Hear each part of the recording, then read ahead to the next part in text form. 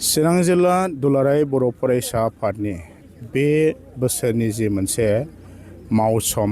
आरो बे बोसोरसेयाव जोङो दिनै फरायसाफोरनि थाखाय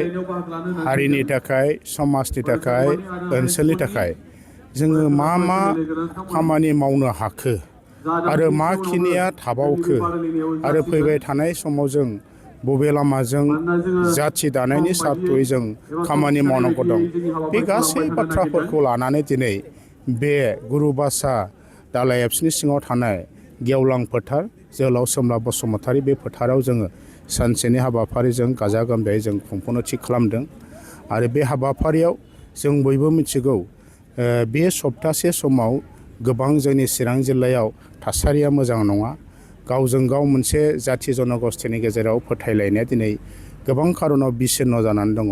गतिके बिनिखायनो जों थांनाय समफोराव जेरैबायदि जों मोजाङै मोनसे परिबेसनि गेजेरजों सावरायोमोन नाथाय जों हानाय नंला बेनिखायनो मोनसे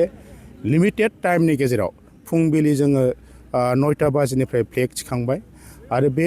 फ्लेग थिखांखांनायनि उनाव लगे जोङो 10 बाजियाव दा 10 बाजि जाबाय जोंनि हायार सेकेन्डारि आरो कलेज इउनिभार्सिटि लेभेलनि जि मोनसे लिटारेरि कम्पिटिसन बे कम्पिटिसना जागायनो थांगासिनो दङ आरो बे जागायखांनायनि उनाव लगे जोङो हाबाफारि बायदियै जोङो 12 बाजिनिफ्रायनो जोङो गेवलां मेल जागोन बे गेवलां मेलाव जोङो ओनसोलनि जिल्लानि सिङाव थानाय गोबां माहारियारि आफादफोर दैदेनगिरिफोर फोरोंगुरु बिथांमोन फरायसा कलेजनि इउनिभार्सिटिनि आरो रायजो राजा समाजनि बिबान गुरु बिथांमोनखौ जोङो हांख्रायदों गैयाबाबो 4000सो सुबुंनि मोनसे गेदारिं बे गेदारिंजों बे गेवलां मेला गाजा गोमजा जानो थांगोन आरो बे गेवलां मेलाव दुलाराय बर' फरायसा आफादनि मानगोनां आफादगिरि दिपेन बर' बिथाङा बाहागो लाफैगोन बाहागो लाफैनानै गोबां बाथ्राफोरखौ जाथिनि फारसे बिथाङा रायजो राजानो दुलाराय बर' फरायसा आफादनि जि मेसेजफोर दं खौरांफोर दं बेखौ होगोन जोङो बयबो मिथिगौ आरो बे गेवलां मेलखौ जोङो गैयाब्लाबो 2:30 3 बाजियाव जों फोजोबनानै चिरां जिल्लाया जोंनि दहाय बुंनाय बायदि आफादारि बिथिं आरो गुबुन गासै जाथिनि सार्थ बिथिंफोरखौ नोजोर होनानै इसुसफोरखौ जों लानानै गोख्रोङै मोनसे थान्दै जिरायनाय जागोन जायखौ डेलिगेट कनभेनसन होनदों बे कनभेनसनाव जोङो सिरियास भाबै सावरायगोन जे आरो बेयाव सावरायनायाव जों गुबैयै मोननै बिथिंजों नोजोर होगोन गुबुन मोनसेया जाहैबाय जिल्लानि सिङाव दिनैहाय जोंनि सोलोंथाइनि गुबै जि मोनसे आयदा फरायसाफोरनि फरायनाय फरायसालिनि बाथ्रा फोरोंगिरिनि बाथ्रा आरो फरायसाफोरनि जि मोनसे आखल आखु थासारि ससियेल जोंनि दिनैनि मोनसे सिटुएसनफोरखौ जों नुदों बा स्टेटासफ्रा मानदान्दाफ्रा दिनैहाय इमबेलेन्स जाबाय थादों बेफोरखौ जों सिरियासलि सावरायगोन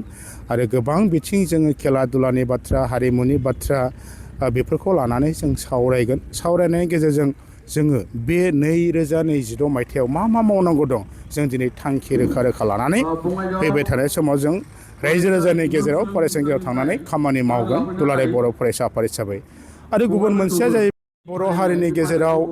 जातीय इसुसफोर दङ बा जेंनाफोर दं बे जेंनाफोरा जिहेथु जिल्लानि गेजेरजों थोंजोङै जानाय नङा बेफोरखौ जों मावफुंनांगौनि थाखाय जोंनि हारि सिनायथि रैखाथि थामोनथायनि बाथ्रा जोंनि ट्राइबेल हिसाबै जोंनि जे राइट्स एन्ड प्रिभिलेजनि बाथ्रा बेफोरो बबेहायबा जोंहा मायावबा हेम्पार मोनदों नामा बेफोर गासै बाथ्राफोरखौ लागोन आरो जोङो गुबुन हाग्रा ओनसोलाव थानाय दिनै फरेस्ट एरिया जोंनाव मानास रिजार्भ दङ जोंनावहाय बावैसो सिखना जोहोलाव जे नेशनेल पार्क माने डिक्लेयार जाबाय बेबो आबुं महर मोनाखै दा बेफोर बाथ्राखौ लानानै फरेस्ट रिजार्भनि बाथ्रा फरेस्टेसननि बाथ्रा आरो जोङो गुबुन बिथिंखौ लानानै सावरायगोन आरो जों मिरुआव जों डिसिसन लानानै थांगोन गुबुन मोनसे बिथिं जोंनि माहारियारि जायफोरनाखि इसुसफोर दङ बे इसुसफोरखौ दिनै जोङो चिरां जिल्ला एबसुनिफ्राय गोख्रोङै जोङो रायलायलायनायनि गेजेरजों फैबाय थानाय समाव जोङो मा मावोबा हारिया जोङो इयुननि सिनायथिनि बाथ्राखौ जों निश्चित खालामनो हागोन बेफोरखौ जोङो रोखा सावरायनानै थांखि हिसाबै जों लांनायनि जि प्रिपारेसन बेयो दिनै जोंनाव जानानै दं।